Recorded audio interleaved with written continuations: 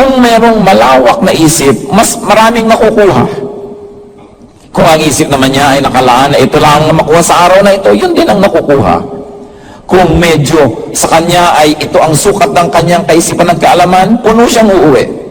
At kung meron namang napakalawak din ang karunungan, mapupuno din siya. Kasi ang Diyos, bagay, tugma sa bawat isip. Sa bawat tao. Kaya nga kahit kung minsan pinoproblema natin yung mga special people, special children, yung mga ibang mag-isip tungkol sa atin, meron din silang kalalagyan sa Diyos. Ano ang aking nais tumbukin sa lahat ng ito? Sa pagdaan ng mga panahon, sa pagkakilala natin sa Panginoon, mahaba at maiksi, ang mahalaga, lumalalim ang pagkakilala natin. Na kung nakilala mo ang Biblia bilang isang aralin, noong 5 taon na ang lumipas, dapat nadadagdagan ang ating mga susi na nagagamit sa pagbubukas ng napakarami mga pinto ng diwa na nandito. As much as you're willing, ready, and able to learn, the Bible has a lesson for you. And what is important is for us to graduate to various levels of spirituality and various angles of understanding of the Word of God.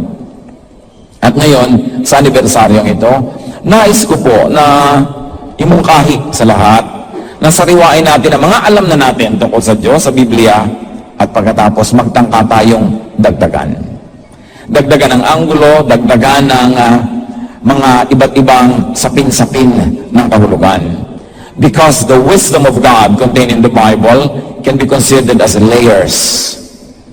Layers that have many different levels of meaning and application, at lalong inuunawa, lalong gumaganda.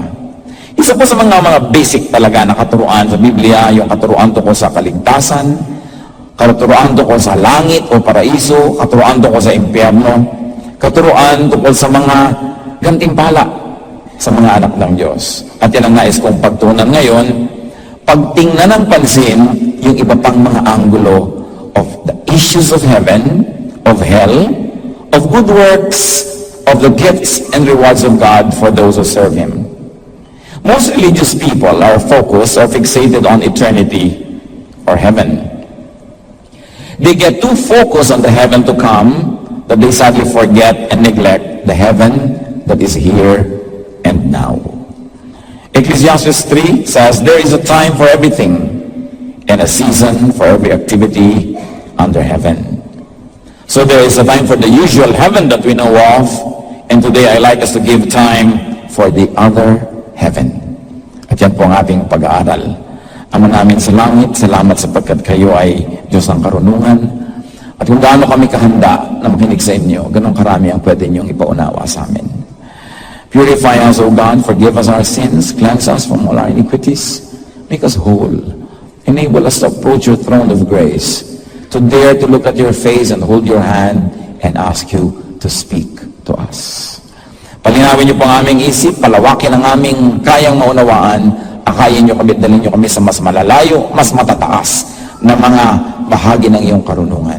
At nawa sa pagdaragdag ng mga alam namin mula sa iyong salita, mula sa iyong puso, mula sa iyong tinig.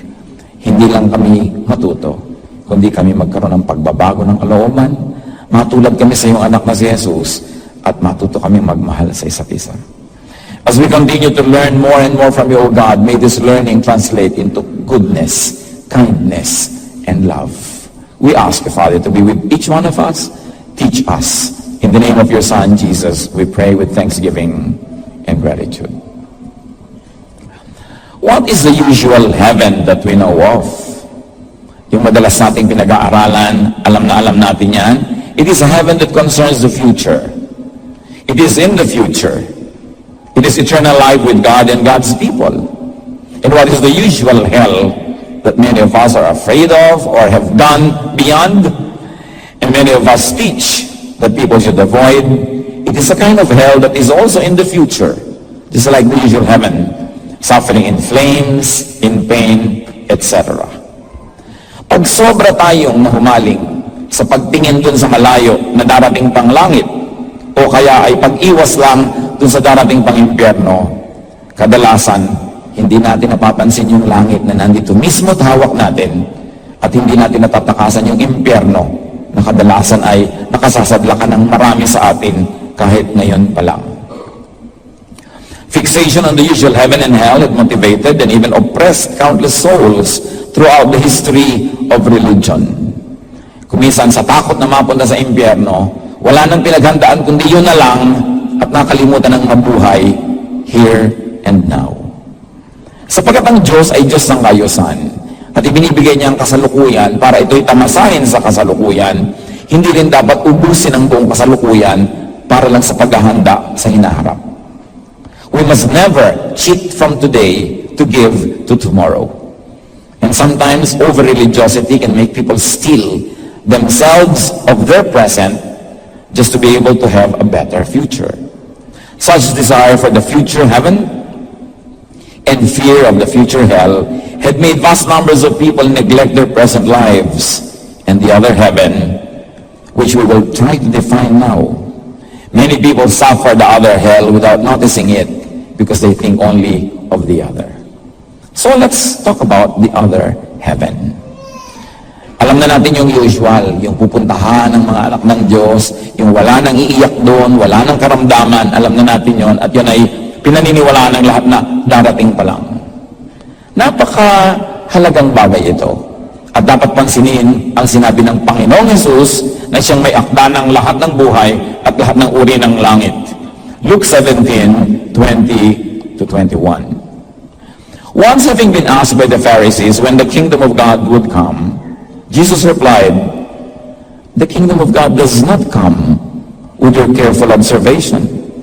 Nor will people say, 'Here it is,' or 'There it is,' because the kingdom of God is within you." Matalinghaga. Labag sa nakagawiang kahulugan ang ibinigay ng Panginoon na ideya. Ang nagtanong came from the Pharisees, which of course would represent the religious or religion or the religious system. Sa relihiyon nang galing, sa organized religion and formal religion, yung sobrang pag-iisip sa langit na darating pa. Kaya nandun ang Panginoon, tinatanong ng Pharisees, kailan ba darating ang paghahari ng Diyos? Kailan ba darating ang langit? Kailan ba darating ang paraiso? When? That was the question. Because it was a future event, a future place, a future state. And of course, by saying kingdom of God, they are referring to what we call heaven. And the Lord say, it does not come. It is not an observable outward event or location. Nakakapanibagong marinig. At kung hindi lang namutawi sa labi mismo ng Panginoong Hesus, maaaring huwag mo nang pansinin dahil it's a challenge to most of what many people are thinking of. Sabi ng Panginoon, abang kayo ng abang ng pagdating ng langit. Hindi yan dumarating na parang parada na, o eto na, nagsisimula na, o eto na, gitna na, o eto na, dulo na. Hindi yan dumarating na parang isang pangyayari na mayroong definite beginning, definite arrival, malalaman mong haya na. Hindi rin daw yan lugar. Sabi niya, hindi pwedeng sabihin, here it is, or there it is, because heaven is not an isolated place or location. Mga kapatid, gusto ko lang dagdagan, ha? Ang pinag-uusapan natin is the other heaven. It does not nullify and void the usual heaven that we know of. Meron talon. Yung darating, yung hinihintay natin. Pero ang Panginoon, tinutukoy niya yung isang hindi napapansin. Sabi yung isang kaharian na hindi dumarating, parang pwedeng orasan kung kailan darating, hindi yung lugar. The kingdom of heaven, the kingdom of God, sabi niya, is within you. Huwag niyong abangang dumating, nasa inyo na.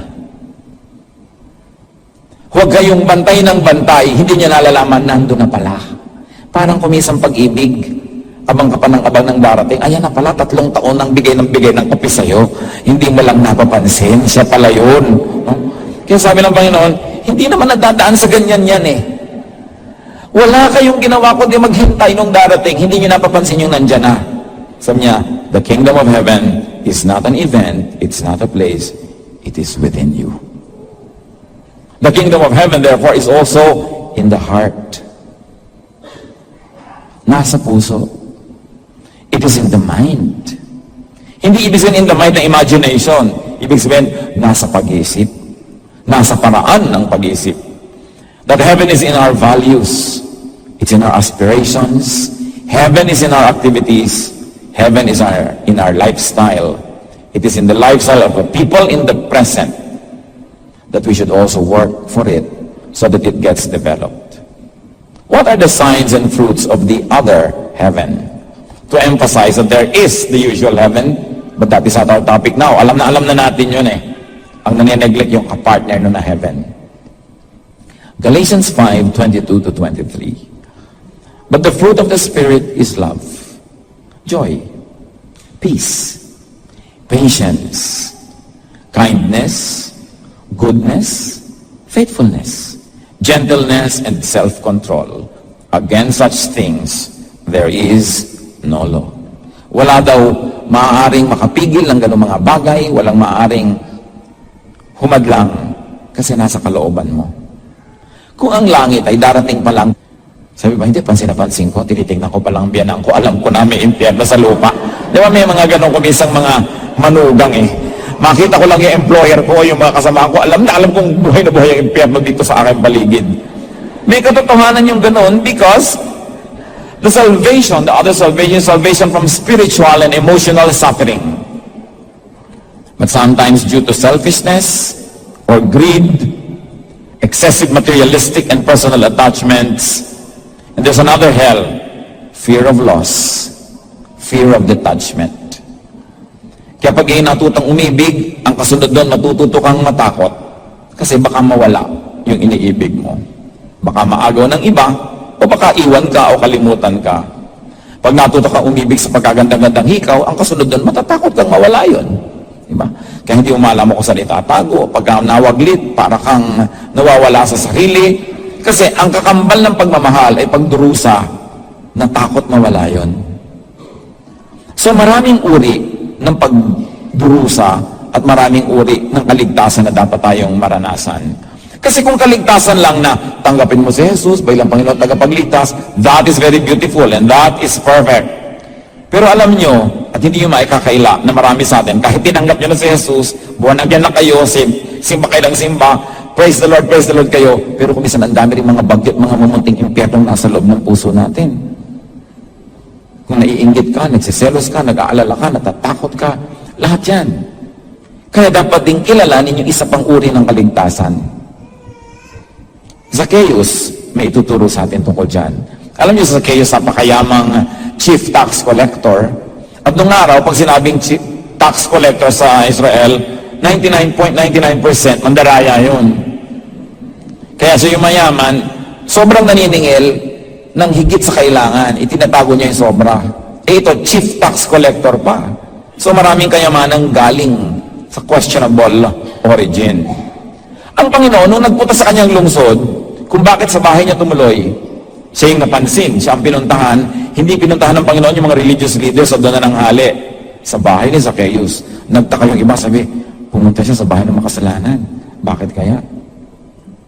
Matapos ang pananghalian na ito, Luke 19:8-10, but Zacchaeus stood up and said to the Lord, "Look, Lord, here and now, I give half of my possessions to the poor. And if I have cheated anybody out of anything, I will pay back 4 times the amount." Jesus said to him, "Today, salvation has come to this house." Pwede natin sabihin, siguro nag-usap sila, nagkaroon ng personal usapan na tinanggap niya Jesus as Savior and Lord. We will not contest that.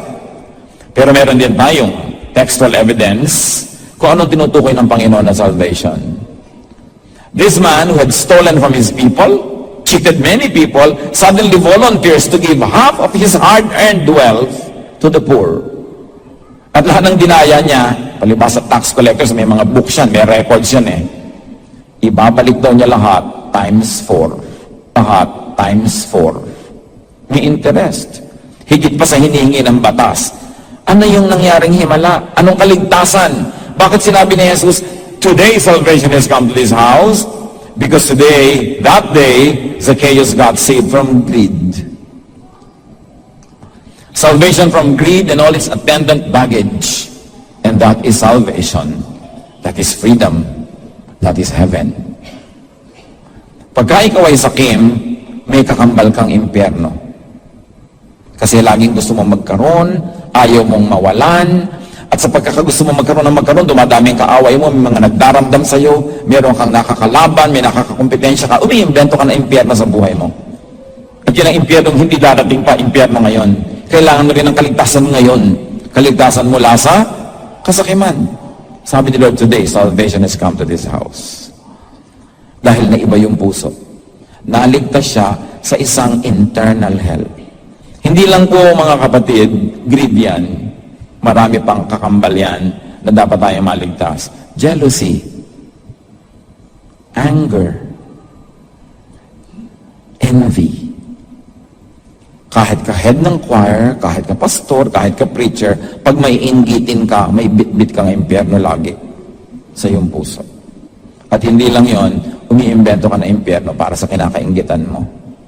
Ginagawin mo ng paraan na masira siya, mataas ka, etc., etc. Yun yung the other salvation. Sa pagse-celebrate natin ng mga anniversary, pagtagal sa Panginoon, pag mature, yung mga salvation na yan dapat pinag-iisip na natin. Yung mga langit at mga impyernong dapat iwasan at tanggapin dito sa lupa, ang dapat din nating maunawa. The other heaven, according to Jesus, resides and is in the believer. 1 Corinthians 3:16 to 17. Don't you know that you yourselves are God's temple and that God's Spirit lives in you? If anyone destroys God's temple, God will destroy him. For God's temple is sacred and you are the temple. So kung pinaniniwalaan nating langit ang darating pa, yun ang eternal temple of God, na sinasabi ni David, and I will dwell in the house of the Lord forever. Meron ding nauna ng temple, our hearts. Therefore, this heart is a temple, this heart can be heaven, and this heart can also be hell. Bit-bit, dala ng bawat isa. And when we say build up the temple, it's not only the physical building, it's not only the fellowship of believers, it is the abode, the residence of God in one's heart. The temple being built up is the believer. The temple, the Spirit is in the believer. Nung panahon ng Hapon sa Pilipinas, pagka nagbobomba yung mga Hapon o yung mga Amerikano, may panganib, ang mga tao nagpupunta sa simbahan. Because they believe na yun ang bahay ng Diyos, doon sila safe, doon sila ligtas. Nakakalungkot, pero marami sa kanila nabigo dahil maraming simbahan ay nabomba rin, nasunog din, o kaya susunugin, pag lumalabas sila at nagtatakbuhan, binabayoneta ng mga Hapon habang lumalabas. So, akala kasi nila yung bahay at templo ng Diyos sa isang building. But God does not live in shrines made by man. The greatness of God cannot be contained in anything that is man-made or made by hands. Pero sabi niya, yung kalooban nyo, yan ang templo ko. Kung gaano kalaki ang nilalagay nating espasyo sa ating puso para sa Diyos, ganun lumalawak yung kaharian niya sa ating puso. Kumisan tayo, o mag-donate tayo para palawakin ang gawain ng Panginoon sa lupa, para palawakin ang kaharian ng Diyos sa lupa, maganda yon. Pero kapatid, dapat natin namang unahin at isipin din, palawakin yung templo niya sa ating kalooban. May templong nandun sa darating pa, may templong nasa labas, yung buong mundo na dapat marating ng salita ng Diyos, at may templong nasa loob. Maraming layers. Alam niyo, ang salita ng Diyos para yung kakanin na sapin-sapin. Maraming layers, pare-parehong masasarap. Pag nakain mo yung isa, pwede na rin naman kung yun lang ang alam mo. Pero kung nakain mo pa yung iba, lalong sumasarap ang iyong karanasan. Kaya dapat yung mga layers ng meaning na appreciate natin. The other heaven means indwelling by the Spirit. Kaya merong kapatiran na, paano ba itong kapatid na ito? Kahit saan siya dumating, parang dala niya ang langit. Diba? Meron din naman, parang dala niya talaga yung impyerno. Kahit kapatid, sa pananalig, ang sungit-sungit, lagi na lang may reklamo, lagi na lamang galit, lagi na lang may dala-dala siyang kaprasong taning sa kanyang puso. Kaya dapat sabihin, aba, hindi lang salvation unto eternity ang kailangan nito, kailangan ng kapatid ang the other salvation. para magkaroon siya nung the other heaven. Because the other hell is self-destruction. The other hell is destruction caused by others, and sometimes even by God. Katulad ng nangyayari kay King Saul, at alam natin yung kwento na yun. The other heaven defines the other treasures in heaven. Alam natin yung the usual treasures in heaven, di ba? Alam natin, nakaturo sa Biblia, pinapaalala sa atin, lahat ng ginagawa mo may gantimpala sa Panginoon, lahat ng yung mga luha, pagtitiis, lahat ng yung mga ambag, hirap, kontribusyon ng pagod, ng iyong mga tinatangkilik, yan ay hindi kakalimutan ng Diyos at may ganti, merong gantimpala. Yan ang alam natin na usual rewards, usual wealth in heaven. These are rewards and crowns for good works on earth. Pero meron pang second reading na dapat nating ma-appreciate sa Matthew 6:19 to 21. Sabi ng Panginoong Jesus, "Do not store up for yourselves treasures on earth, where moth and rust destroy and where thieves break in and steal. But store up for yourselves treasures in heaven, where moth and rust do not destroy and where thieves do not break in and steal. For where your treasure is, there your heart will be also." Anong usual reading? Yung mga pera mo, huwag mo lang ubusin dito. Bumili ka ng Biblia, mag-support ka ng mga work, at yayaman ka sa langit pagdating mo doon. That's a good reading, but that's the usual reading. Pero dahil sapin-sapin ang mga layers, what can be the other reading? Kung susundan natin yung ating mga ideya kanina pa na yung kingdom na isa ay nasa puso, therefore that heaven is here. Pag sinabing, huwag ka lang magpayaman ng mga bagay na panglupa, think about it, na huwag ka lang magpahalaga sa mga bagay na nasa labas ng puso mo. Halimbawa, malaking hikaw, maganda pero nasa labas ng puso mo yan. Magandang kotse, magandang bahay. Halimbawa, maraming award, maraming mga karangalan. Not bad, ha? Pero nasa labas ng puso mo yan. Sabi, huwag ka lang dun magpayaman kasi pwedeng manakaw yan eh. Di ba totoo? Nananakaw naman talaga lahat ng binanggit natin eh. Pero sabi niya, mag-ipon ka ng kayamanan sa langit. Ngayon, kung ang reading natin ng langit is your heart. Therefore, ang kayamanin mo rin, heart mo. The other treasure is any inner, non-material wealth, like peace and love. Like store treasure in your heart. Read it another way, make your heart rich in peace and love. Iba yung pinag-uusapan natin na Galatians 5:22 to 23, love and peace. No one can steal that because that is within. That is non-material, it is invisible, and intangible. Anything and any deed that works against inner peace and love is not a treasure. It contradicts heaven in the heart. And this is where deception rules. Nadadaya tayo. Kahit magalit ka sa akin, dadayain kita sa negosyo para makabili ako ng lupa. Kailangan ko eh. Nagpayaman ka sa labas, pinahirap mo yung loob mo, may nagalit sa'yo, at kahit hindi mo tanggapin, meron kang guilt, meron kang hirap ng loob, habang pinapayaman mo yung labas, pinapahirap mo yung loob. Meron kang gustong agawin, asawa ng may asawa. Di ba? Gusto mong agawin dahil gusto mo. Pinayaman mo yung labas mo. Nagkaroon ka ng pleasure, nagkaroon ka ng enjoyment, pero pinaghihirap mo yung loob mo. Kaya sinasabi, ang payamanin mo yung loob, huwag yung labas. Kasi yung nasa labas, nananakaw, naluluma. Work for what builds up your personal and inner heaven. Yung gather for yourself treasures in heaven means treasures inside the heart. Itatanong natin ngayon, pag meron tayong gustong bilhin, meron tayong gustong kamtin, kunin, maging atin, will this be an inner treasure? Will this be a spiritual and a heavenly treasure? Or will this only be a liability? Will this bring me enemies? Pag ang sagot yes, hindi yan treasure in heaven. Hindi yan treasure in the heart. Because it will bring you enemies.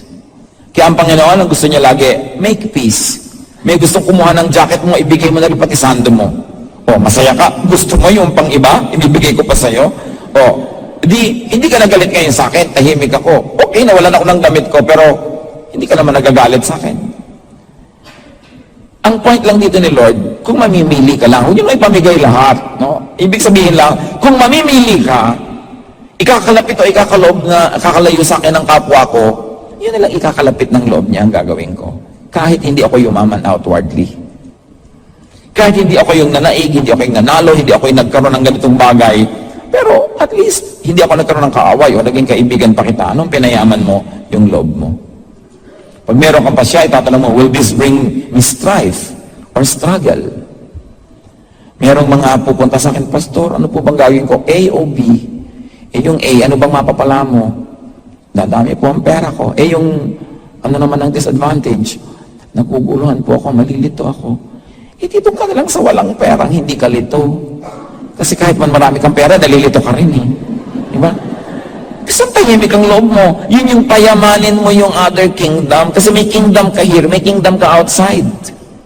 May heaven ka here, ngayon may nililikha ka. Itatanong mo, will this bring me guilt feelings?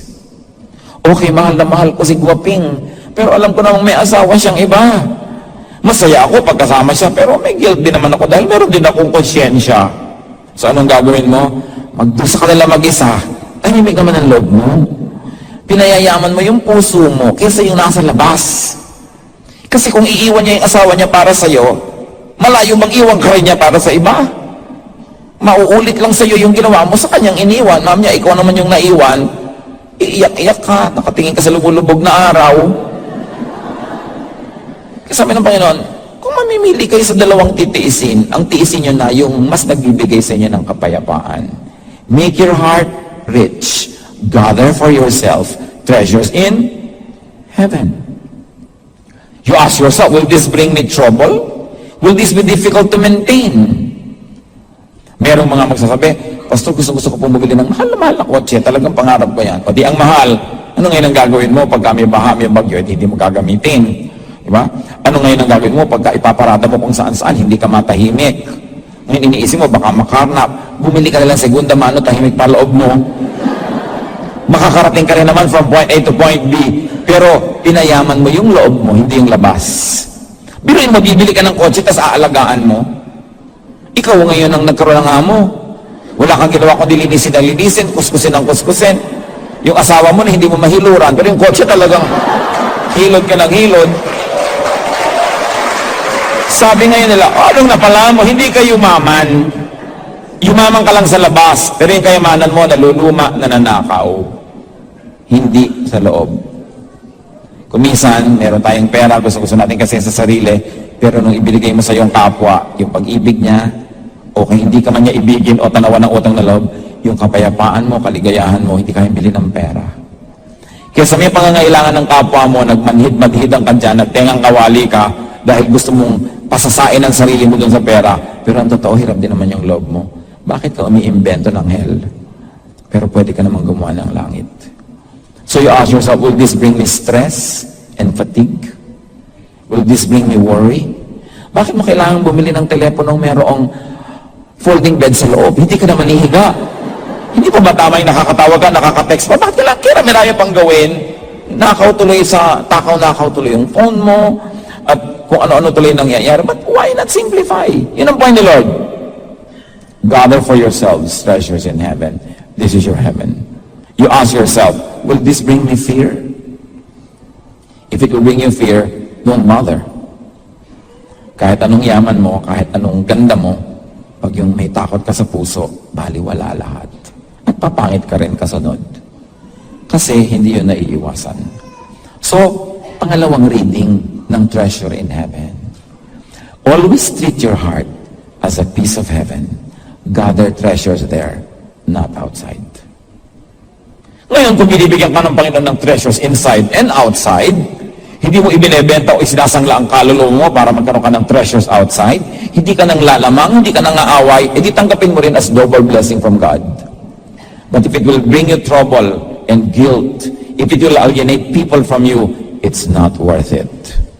Enrich yourself in your heavenly side. The other heaven is a spiritually full and abundant life. John 10:10, the Lord says, the thief comes only to steal and kill and destroy. I have come that they may have life and have it to the full. How could one be full or abundant in this impoverished state of being? By being born again. Ito na naman yung born again na yan. May layers of meaning din yan, mga kapatid. John 3:3, in reply, Jesus declared, I tell you the truth, no one can see the kingdom of God unless he is born again. Siyempre, tayo sa bulwagang ito nagkakasundo-sundo. What does it mean to be born again? Tanggapin mong makasalanan ka, buksan mo ang iyong puso kay Jesus, humingi ka ng tawad, tanggapin mo siya bilang Panginoon, tagapagligtas, born again ka. Yes, a very, very sound reading of it. But there's also a second layer to that. The changing of one's mind about life here and now.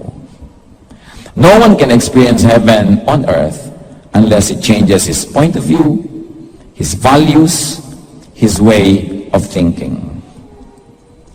Pag nagbago ang iyong isip, born again din yun. Sabi ng iba, hunos dili. Diba? Pagbabagong loob. Yun talaga ang technical meaning eh. Kaya pag magtuturo tayo ng salvation, Lola, kailangan niyo pong may panganak na muli. Ano yun? Diba? Mag-aaway kayo ng lola mo. Ano kayo papanganak na muli? Katulad ni Nicodemus. Samantalang kung sasabihin mo sa Tagalog, sabi lang, Lola, kailangan po kayo magbagong loob. Understood, pasok, hiyang, walang pagtatalo, yun din yun. Pagbabagong loob. Kailangan po kayong maghunos dili. Hindi na natin pinagagamit kasi yung hunos eh. Yung ahas pag nagpapalit ng balat, naghuhunos. Ibig sabihin. So dili, pag-iisip. Pagpapalit ng paraan ng pag-iisip. Kasi kung nag-born again ka, hallelujah, hallelujah ka, pero hindi na iba ang pagtakbo ng utak mo, ang totoo, wala kang born again experience, akala mo lang. Pero kung nagkaroon ka ng pagpapalit ng isip, kahit wala ka ng technical and formal words, alam mo na iba ka. At sinasabi ni Paul sa Romans 12:2, Do not conform any longer to the pattern of this world, but be transformed by the renewing of your mind. Pagbabago ng isip, di ba? Then you will be able to test and approve what God's will is, His good, pleasing, and perfect will. So yung kaligtasan, yung salvation, yung born again, hindi lang yung formal procedure na ginagawa ng relihiyon. Dapat mapatunayan namang nangyari yon dahil na iba ang iyong pag-iisip. Tulad ng kung papayamanin mo yung labas, yung material, at the expense of the inner and spiritual side of you, yung loob ang papayamanin mo. Nagbago na isip mo. Totoo nga, nag-born again ka. Pero kahit nasabihin mong nag-born again ako noong April 24, 1999, umuulan-ulan pa noon, etc., etc., pero walang naiba sa pag-iisip mo. Mag-isip-isip ka, kapatid, kung totoong may naranasan ka, o baka akala mo lang. To be born again is to change the way you think. Not only to change religious affiliation. Yung mga tao, lumipat pa sa ibang relihiyon, sa ibang pananalig. Ganon din naman yung ugali, walang naiba. Wala tuloy humahang ang kamag-anak. Sabi, yan ba born again? Nasusumbatan ka lang dahil wala namang nakitang pagbabago. Kasi kahit yung mga taong hindi nagbo-born again na tumatanggap sa Panginoon, alam nila na pag tinanggap ang Panginoon, may mangyayari dapat pagbabago sa iyo. Kahit hindi sila nagbabasa ng Biblia. In fact, yan nga mga yan na naghahanap ng ganung pagbabago eh. Kaya yan ang number 1 uusig sa iyo. Pag laki-laki ng Biblia mo, hindi mo mabuhat. Tapos yung ugali mo, ganun pa rin. Change the way you think. Change the way you act and live. And you will enjoy heaven in your heart. So ano yun? Imbes palitan mo yung hindi mo mapalitan, tinanggap mo sa puso mo, pumayapa ka. Heaven. It's the way you think. The other heaven points to the other hell. So maraming laging may other, lagi kasing may dichotomy. No? Kung merong usual heaven, meron tayo ngayong the other heaven. Merong usual salvation, may the other salvation. Merong usual hell, merong other hell. Isang halimbawa, 1 Samuel 16, 15 to 16. Saul's attendant said to him, See, an evil spirit from God is tormenting you. Let our Lord command his servants here to search for someone who can play the harp. He will play when the evil spirit from God comes upon you, you will feel better. Alam natin ang kasaysayan. Saul was made king. He was anointed by God to be the first formal king of Israel. Pero siya ay kinain ng selos niya kay David, siya ay na-corrupt, siya ay nagalit, kung ano-ano natuloy ang nangyaring magulo sa kanyang buhay. Naliligalig siya. Pag sinusumpong siya nung kanyang paggaligalig, walang makapagbigay sa kanya ng aliw o kapayapaan. Sabi ng iba, daig pa niyan yung mga problemadong psychiatric cases. Nakakakita siya, nag-hallucinate, hindi makatulog, natatakot, kinakabahan, hindi mapakali. Ewan ko kami nakakaranas sa inyo nito. I wish not, and I pray no one. But in case nakakaranas kayo ng ganito, times 10, si Saul yun. Nababalisa, natatakot, nagigising sa magdamag. Kumisan kinakatakutan ng pagdating ng gabi dahil parang nag-iisa at wala kang kasama. Pwede bang gisingin mo lahat ng tao para hindi ka mapag-isa? Natatakot ka sa hindi mo maalaman. Natatakot ka sa darating na hinaharap. Hirap na hirap ang loob mo. Kaya napaka-sarap nung maintindihan natin paano iniiwasan. Because there's hell on earth. In Saul's case, it was agitation. And there was a lot of hatred in his heart. At ang payo sa kanya, ng kanyang mga tauhan, payagan niyo po kami maghanap ng manunugtog. At pagka kayo'y sinusumpong, nababalisa, natatakot, patutugtugin natin at nang kayo mapayapa. 1 Samuel 16:23, whenever the Spirit from God came upon Saul, David would play his harp, take his harp and play. Then release blessings and favor creates a vacuum that attracts the opposite force. Matagal na kasing hinayaan ni Saul na malayo siya sa Diyos. Nawala na ng espasyo sa kanya yung pagiging makadiyos. Now, there is no such thing as a vacuum. The moment you take God out of your heart, that instant vacuum will attract the opposite of God, which is evil.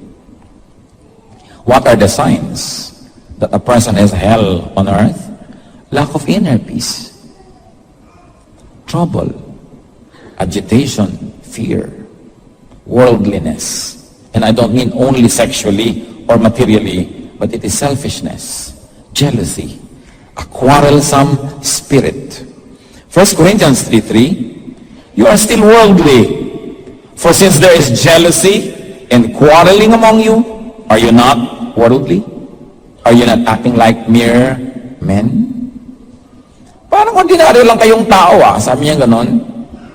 Away kayo ng away dyan, silusan kayo ng silusan, bangayan kayo ng bangayan. Parang mga ordinaryong tao lang kayo. Anong ibig sabihin ni Paul? Inaasahan, kung nasa Panginoon ka, hindi ka lang ordinaryong tao. Hindi ka lang nag-aabang ng langit na darating, may langit ka na dito pa lang. Hindi mo lang iniiwasan yung impyernong mabulid ka dun forever, iniiwasan mo rin yung impyerno ng pang-araw-araw na buhay. Maraming kahulugan. Masarap halukayan ng Biblia. Parang halo-halo yan habang lumalalim, lalong sumasarap. Ngayon meron man 7 taon na sa Lord, nandun pa lang sa ibabaw sa leche plan. Hindi na umalis-alis doon. Akala niya yun na lang.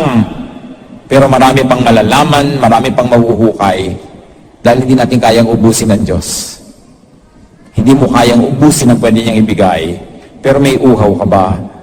At meron ba tayong kahandaan na tanggapin? Kumisan yung mga katuruan at pagbabasa niyan, nasalungat sa dati na nating nalaman. Pero hindi naman ibig sabihin ng salungat, kalaban Kumisan, yung isip lang natin ang umiimbento ng pagsasalungat kasi hindi pa natin ma-resolve. But it will resolve in a higher level of understanding and believing. So this anniversary, any reflection on our spirituality, work for the usual salvation, yours and that of others. That is good. But also work for the other salvation. Work for the other heaven. Lalo kung sure na kayo sa inyong pananalig na meron na kayong salvation at heaven in the future, atupagin niyo mga kapatid yung salvation and heaven now. And drive away those remnants of hell that try to have a footprint and a foothold in our hearts. Sabi ni Solomon, enjoy life. Go simple. Avoid vexations. They are meaningless and worthless. Sabi ni Solomon, gusto mong yumaman? Papunta ka pa lang, nakailang balik na ako, pauwi na ako. Sinasabi ko sa'yo, wala yan. Gusto mong magkamal ng kung ano-ano, maging makapangyarihan? May makapangyarihan pa ba kaysa sa akin, ako na nga yung hari. So sinasabi ko sa'yo, wala yan. Gusto mong magkaroon ng maraming asawa? Naku, hindi mo ko kayang tapatan. Libo-libo. Legal lahat. Sabi niya, hari yata ako. Hindi rin yun. Gusto mo ng mga project? Mag-green revolution ka? Magtayo ka ng mga ganito? Magtayo ka ng mga building? Hindi rin yun eh. Kaya alam niyo kung ano mahalaga. Kung may asawa kang ganon, enjoy your life with your wife or your husband or your partner. May kinakain ka, enjoyan mo. Matutulog ka, sarapan mong tulog mo. Sabi ganon, yan ang mahalaga sa buhay. Maliliit na bagay. Mumunting mga langit. Mumunting mga ligaya na hindi mo kuminsan natatamasa kasi wala kayo niantay kundi yung big time na ligaya at yung big time na langit. So, may panahon para dyan, pero huwag kayong papayag na lumalampas ang isang araw, isang linggo, isang buwan, isang taon, na wala kang nalalasap na sarap at saya ng buhay kasi kalooban din yan Diyos para sa'yo. At huwag ka rin daw magpapalampas ng anumang sandali na pwede kang gumawa ng mabuti sa iyong kapwa. Sabi niya, Cuentas Claras, pag natapos sa lahat ng tuusan, ginawa mo, hindi mo ginawa, etc., etc., ito lang ang mahalaga pagharap mo sa Diyos. That you obeyed God, that you feared God, and you did good. And you did good. Simplihan ang pananaw, ito lang ang tunay na mahalaga. Sabi niya sa Ecclesiastes 4, 7 and 8, again, I saw something meaningless under the sun. There was a man all alone. He had neither son nor brother. There was no end to his toil. Yet his eyes were not content with his wealth. For whom am I toiling, he asked, and why am I depriving myself of enjoyment? This too is meaningless, a miserable business. Parang kung minsan, dear, kailangan ko mag-abroad para makabayad tayo ng utang. Gaano katagal? 2 years lang. O sige, 2 years. After 2 years na bayaran na ang utang, dear, we need 2 more years para makabili naman tayo ng lote. Yung pala 5. Naging 5. Nung may lote na, anong gagawin mo? Mamamayong ka sa lote? Dear, kailangan na another 5 para magkabahay. O sige, another 5. Pero dahil ang nabili mo, nasa Pililya, dahil doon medyo mura-mura, no? Ang layo-layo. Sa kailangan mo ng kotse, dear, another 3 years para magkaroon tayo ng kotse. So, kung kumukwenta kayo, alam nyo na, tinutakbo ng usapang ito. Mamamatay na sila sa katandaan, di na sila magkakasama uli kasi hindi na matatapos ang gusto nila sa buhay. Sabi ni Solomon, alam nyo, enjoy ninyo ang inyong mga mahal sa buhay, enjoy nyo yung mga kapartner, but this is not to make you needlessly guilty. Alam naman natin ang mga kapabayaan ng ating lipunan at pamahalaan na kailangan tayong mawala sa Pilipinas para magtrabaho at para mabuhay, but you must know kung hanggang saan ang hanggang saan. Kasi pag nakinig tayo ng nakinig, sa walang katapusang bibilhin, di na kayo uuwi. Diba? Kung minsan iuwi ka na lang para ilibing, wala namang nakipaglibing dahil nalimutan ka na ng buong barangay nyo. Diba? So, yung mga anak, para daw sa mga anak, alam nyo, ayoko kayo mag-guilty dahil alam ko na hindi natin gustong nawawala tayo sa pamilya. But you should know when to stop. You should know when to stop. Kasi kung minsan wala nang katapusan. O ngayon, magkakalin sa yung mga bata. O hahaba na naman yung mga kwento. Pagkatapos, ay ikakasal ang anak. O gastos na naman. Wala yung katapusan. Diba? So, masaya at blessed yung iba nakasama yung mga pamilya nila. Diba? Pero kung hindi, binabalansi mo rin. May kayamanang panglabas. May kayamanang pangloob. Na kung minsan kahit na muulan-ulan, lumaluma yung bahay mo, ang merienda mo lang binatog. Pero nakakalo naman ang asawa mo. Di ba langit yun?